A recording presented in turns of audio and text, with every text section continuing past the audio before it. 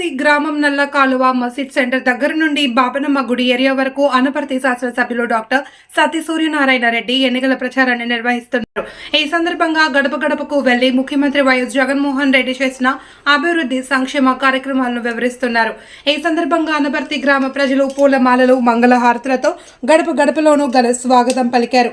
ఈ సందర్భంగా ఆయన మాట్లాడుతూ అర్హులైన వాళ్ళు అందరికీ సంక్షేమ పథకాలు అందించామని, అలాగే 20,000 మందికి గృహ నిర్మాణాలు చేశామని అన్నారు.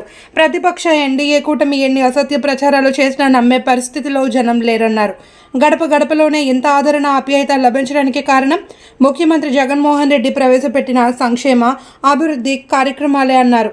ఈసారి గెలిచేది వైసీపీ ప్రభుత్వమే అని, మీ అమూల్యమైన 2 ఓట్లు ఫ్యాన్ గుర్తుపై వేసి జగన్మోహన్ రెడ్డి గారిని ముఖ్యమంత్రిని చేయాలి అని కోరారు.